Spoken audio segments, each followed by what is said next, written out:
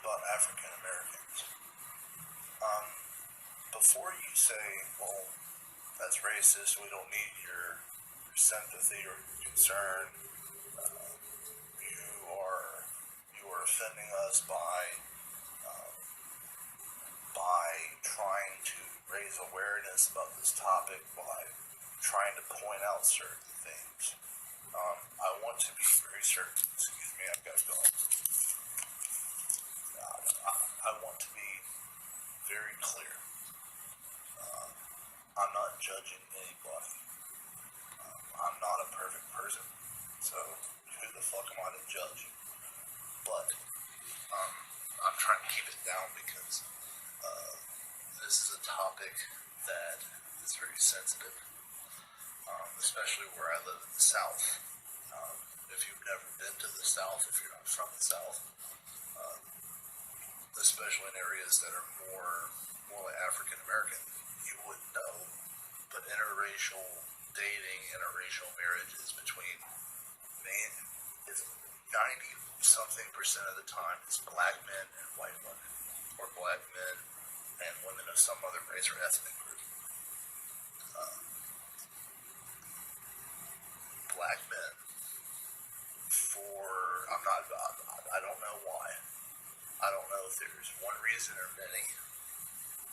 Black men are abandoning their women. African American men, not men in Africa, I don't know.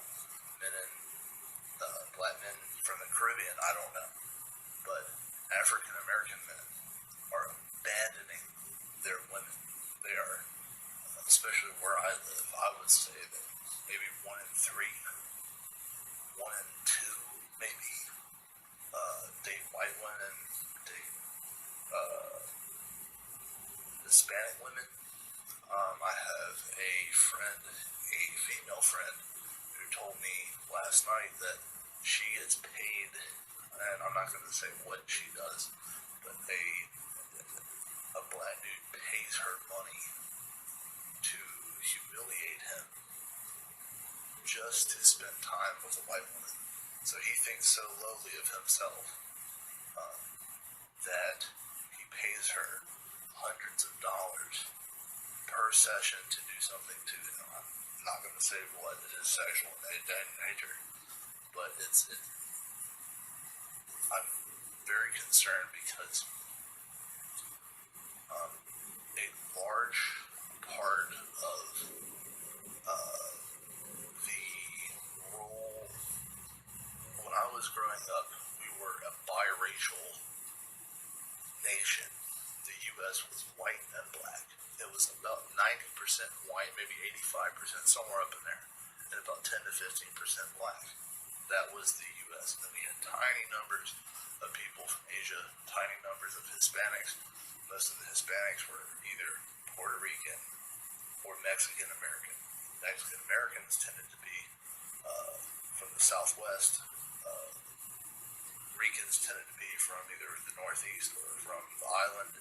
The ones who were here tended to be in the military, so there weren't many here. When I was growing up, it was a white-black sort of dynamic. I like black people. I like African Americans. I grew up around them. The closest thing that I've ever had to a sister was the black girl who lived next to me as a kid. She was a babysitter when I was about 5 or 6. So she's the closest thing I've ever had to a sister. Black guys have helped me at work. They've helped me out when I needed it bad. I like black people. My father has dated black women in the past. I didn't really date. I talked to one black woman who I grew up with, a black woman I grew up with, who liked white guys. But nothing ever came of it. But I'm concerned because, for one, 73%, so 3 out of 4 births of African American children are out of wedlock. While wedlock is not a guarantee of stability or good things. It is a pretty good indicator that your parents are normal, that your parents are going to raise you well, and that sort of thing. I've just read something here. 92% of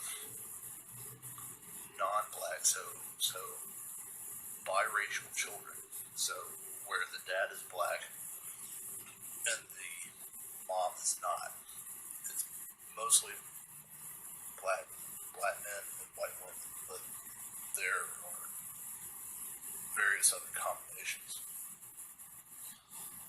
92% of biracial children are born out of wedlock, and the father leaves.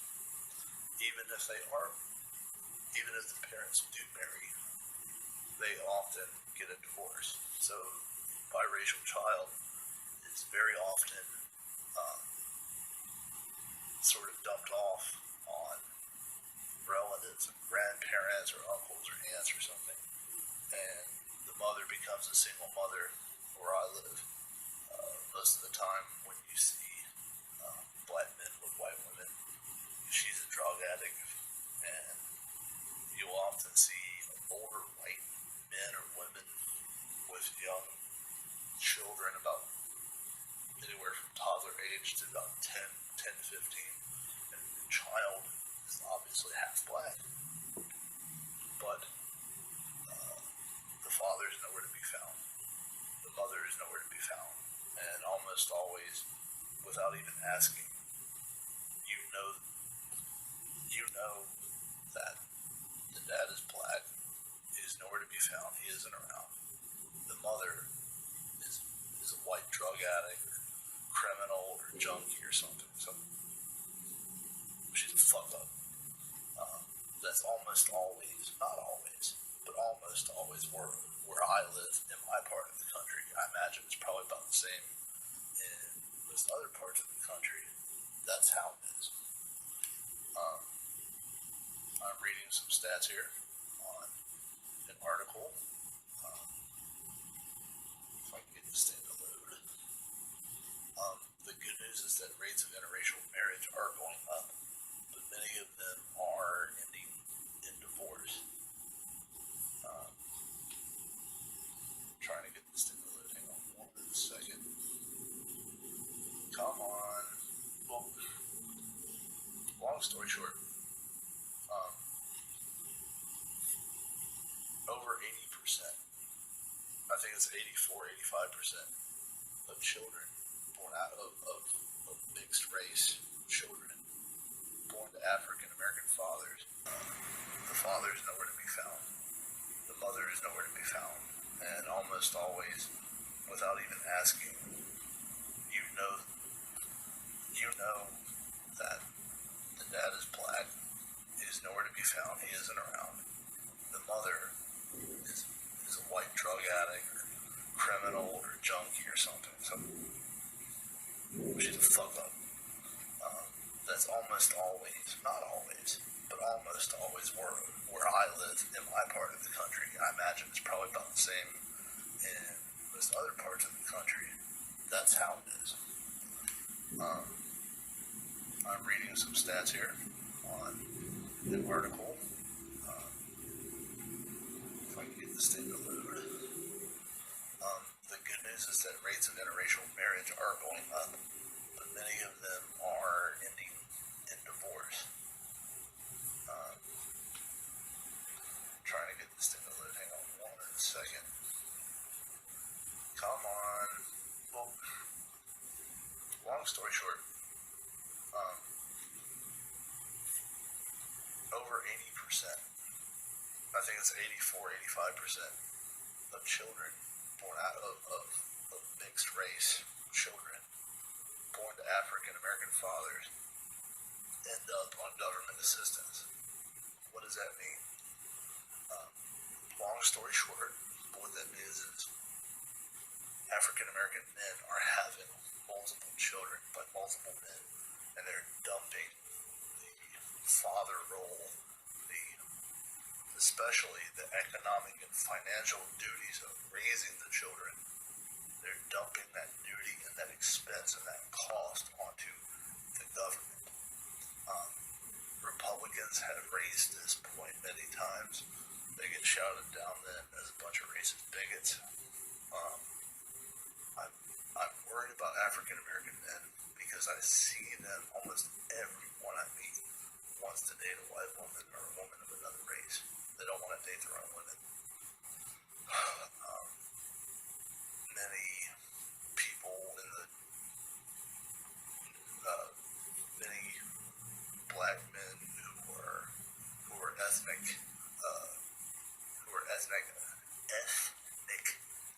activists will often criticize black men if they have white girlfriends or they're dating women of another race. I am not going to get in the middle of that fight. It's none of my business. I'm not black. But I will say this. I have a lot of respect. Two of my bosses right now are black men. They gave me a fair shake when nobody else would. So I like black people. I grew up around them. I live in a neighborhood that's probably 80% or more black. So, I mean, I see them every single day. I see how they act. I see how African American culture is. I see the way that they are, the way that they interact with each other or with white people.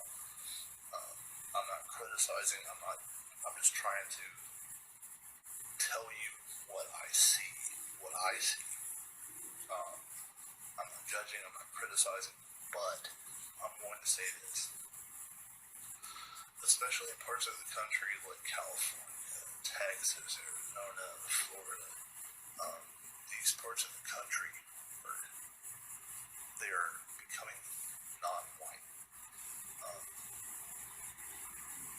The biggest benefit, whether you want to admit it or not, to African Americans in terms of politics is white guilt.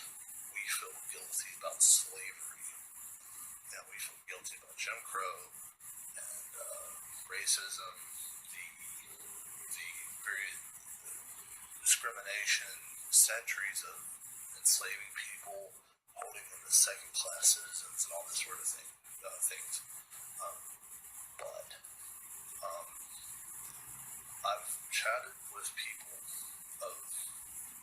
who are Hispanic, who are Vietnamese, Chinese, Indian American, Arab, and they don't feel the same sort of guilt. I've talked to people, especially Hispanics, who tell me that they feel as if Black Americans, African Americans, are making excuses. They use Jim Crow and slavery as an excuse to have much higher rates of crime, illegitimate children, out of wedlock birth rates, dumping. They'll have like one guy will have like 5 kids by 4 different women, and they're all on fucking welfare. Or they go to public school and they consume far more in government services and benefits and cost than they pay back in taxes. So I'm gonna cut to the point. The point I'm trying to make is, as America grows more diverse, African Americans are going to find their political standing dropping. Hispanics, especially, view blacks as a competition for jobs, as competition for women, competition for housing, all kinds of shit. They are not. There's not hate, but they don't have guilt. A lot of Asian people who I speak with, they don't like the fact that African Americans sort of use racism as not an excuse, but their status is the way it is. Like I have a friend, Vietnamese American friend, and he always tells me the same story. He says, well, my parents came here in the late 70s on a fucking boat. Now, they're almost millionaires. They own their own store. What's their excuse? And I don't know. I'm not going to delve into deep political and sociological topics that would take, weeks to talk about, and then people still wouldn't agree with what I had to say. So I'm gonna jump. If African American men, I'm gonna be real blunt. If black men, if African American men keep having kids out of wedlock over and over and over again, and these children keep going to prison, the economy is getting worse. The worse the economy gets, the more the government looks at gets nitpicky about little things to cut. So little government programs. Eventually they're going to cut the welfare off. The food stamps are going to be cut off. I think there's going to be a civil war. Maybe, I hope not. There definitely will be ethnic strife. It probably won't go to civil war, but you will definitely have regionalism. You will have a rise again of full-blown ethnic identity among white people, among various ethnic groups. The 21st century is much more about race and ethnic, various types of identity politics. The 20th century was more about political ideology and this ideology versus that. This ism against that ism, communism versus fascism, capitalism versus socialism, blah, blah, blah. And now it's more about this group and that group fighting, this group, that group fighting for a piece of the pie that keeps shrinking. That's what it's about. We're all capitalists now. But it's more about, which group of capitalists will get what. So what's going to happen is, if birth rate does not fall, if they keep spitting out kids and young black men keep going to prison and reform schools, they're going to cut money to prisons and they're just going to start killing people. They're going to start locking people up for real long periods of time on bullshit charges. They're going to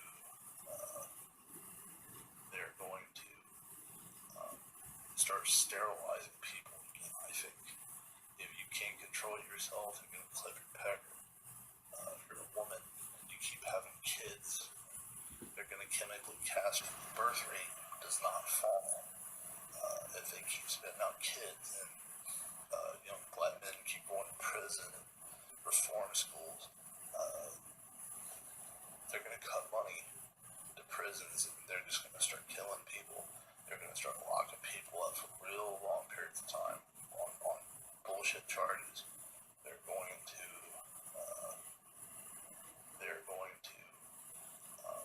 start sterilizing people again. I think if you can't control yourself, they're going to clip your pecker. If you're a woman and you keep having kids, they're going to chemically castrate you. They're going to tie your tubes, and they're also going to make it to where you aren't allowed to have children. If you keep having children, they're going to put you in an asylum, and they're going to take your kids away. And they're going to put them in a fucking home or something. Things are going to get bad. So I'm real concerned about African Americans. I'm not judging, and I don't want to impose myself. I'm not black. I don't want to impose myself in the situation that the African American community has to deal with on its own. But this is kind of a warning. You can take it or leave it. I don't care. And I'm not trying to be bigoted. I'm not trying to be anything. I'm just trying to help you out. If you can't or won't clean house quick, the government will. And when the government does, all I'm going to say is the people from either party or from either side of the political spectrum who are going to control shit, they're going to be assholes.